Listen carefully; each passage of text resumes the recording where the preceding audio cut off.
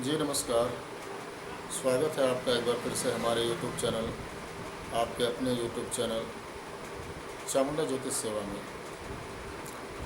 मित्रों, सबसे पहले तो आ रही दिवाली और छठ की आपको हार्दिक शुभकामनाएं।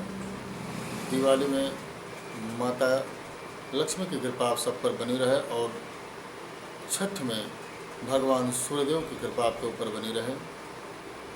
मित्रों, आज का जो हमने वीडियो बनाने का प्लान किया, इस वीडियो बनाने में हमारा सबसे बड़ा मकसद यह था कि हम आपको कुछ ऐसी जानकारियां दें जिस जानकारी से आपको ये पता चल सके कि जब भी हम कोई कार्य करते हैं, कोई बिजनेस करते हैं, तो उस बिजनेस में तकलीफ़ आती है, परेशानी आती है। कोई नया काम करने जाते हैं तो कुछ न कुछ व्याधियाँ और समस्याएं आकर वह कार्य रुक जाता है और फिर हमको ये लगता है कि हमारी किस्मत खराब है। फिर हम पूजा पाठ वगैरह करने मंदिर में भी जाते हैं, लेकिन उसके बाद भी हमको बहुत अच्छा परिणाम प्राप्त नहीं होता है। ऐसी अवस्था में हमको ये लगने लगता है कि पूजा पाठ करने से कुछ नहीं होता है। बिल्कुल ये सब गलत है मित्रों। हमारे पास जो समस्याएं आ रही हैं, इन समस्याओं का असल कारण जानने का प्रयास करना चाहिए। अगर आप प्रयास कर रहे हैं, प्रयासों के बावजूद भी आपको असफलता प्राप्त हो रही है, तो ऐसी अवस्था में कहीं न कहीं से पितृदोष, कुल देवता दोष होने का भी संकेत होता है। दोस्तों, हमारे दी हुई बातों पर, दी हुई जानकारी पर विशेष तौर पर ध्यान दें। अगर आपके घर में कोई न कोई हमेशा बीमार रहता है तो इसका मतलब पितृदोष की संभावना है। अगर आपके घर खाना खाने में हमेशा भोजन में बाल निकल जाता हो, टूटा हुआ बाल, तो समझ लीजिए पितृदोष है। अगर आपके घर में खानदान में कुल की उन्नति नहीं हो रही है, कुल के लोग, आपके खानदान के लोग कुछ भी कर रहे हैं तो समस्याएं में ही रह रहे हैं, सुखी नहीं रह पा रहे हैं, कितना भी परिश्रम कर रहे हैं उसका उनको परिणाम प्राप्त नहीं हो रहा है, तो इसका भी तात्पर्य है कि पितृदोष है। अगर आपके घर में लंबे समय से कोई बीमार चल रहा है तो इसका भी मतलब है कि पितृदोष है। अगर आपके कुल खानदान में किसी को संतान की समस्या हो रही है तो भी समझ लीजिए कि पितृदोष है।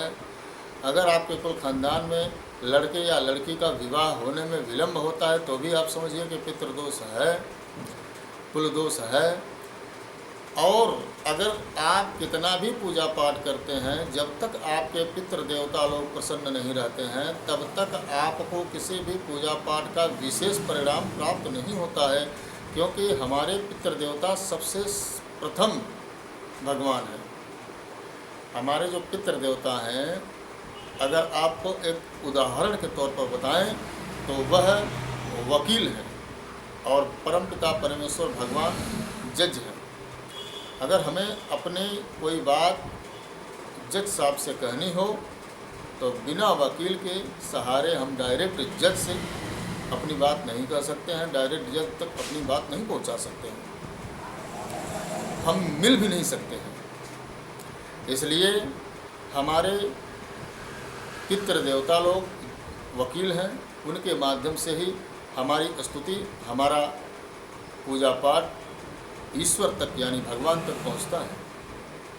इसलिए सबसे पहले अपने पितृ देवताओं को प्रसन्न करने का प्रयास करें। पितृ देवता लोग अगर नाराज हैं तो उनको प्रसन्न करने का सबसे सहज तरीका होता है कि ब्राह्मण को बुलाकर पितृ शांति का पूजन करवाएं।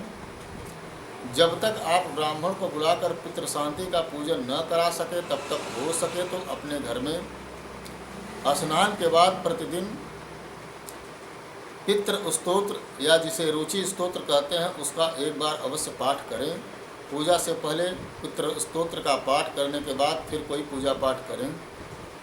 अगर आपको पितृ स्तोत्र ढूंढने में तकलीफ़ हो रही हो तो आज के समय में मोबाइल का ज़माना है, इंटरनेट का ज़माना है।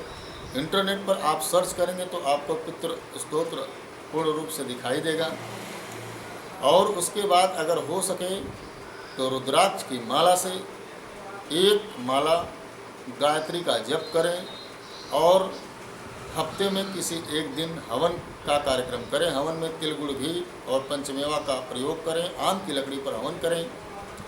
अगर आप किसी ब्राह्मण के माध्यम से पितृ शांति नहीं करवा पाते हैं तो आपको पितृ दोष से बचने का या पितृदोष को ठीक करने का सबसे सहज उपाय मैंने बताया, आप स्वयं से कर सकते हैं।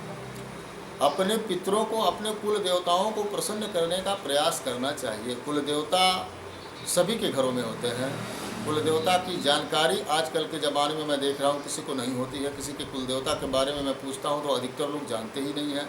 हमारे कुल देवी देवता वह देवता हैं जो हमारे कुल और ख़ानदान की कई पीढ़ियों से रक्षा करते हुए आए हैं और बहुत साल पहले कुल देवताओं का निर्धारण हुआ है अपने अपने गोत्र और वंश के अनुसार। और अपने पितरों और कुल देवताओं को प्रसन्न करने के लिए जब भी आप कहीं तीर्थ पर जाएं तो वहाँ से गंगा जल अवश्य लेकर आएं और अपने घर में गंगा जल को रखें।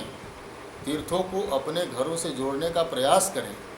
ऐसा करने से कुल देवता पितृदेवता प्रसन्न होते हैं और जब कुल देवता और पितृदेवता प्रसन्न हो जाएंगे तो फिर आपके किसी भी पूजा पाठ का आपको परिणाम मिलेगा। आपके कुल खानदान में वृद्धि होगी, बच्चों की समय से शादी होगी, विवाह होगा और आपके द्वारा किया हुआ परिश्रम भी सफल होगा। तो हमारी इस दी हुई जानकारी को सुने, इस पर गौर करें और हमारे बताए हुए तरीके से अपने पितृदोष को दूर करने का प्रयास भी कर सकते हैं।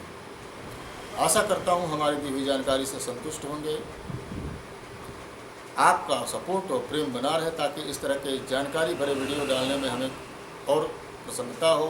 लाइक करें, सब्सक्राइब करें और कमेंट में बताएं हमारी जानकारी आपको कैसे लगी। माता महाकाली की कृपा आप सबके ऊपर बनी रहे। जय माता दी।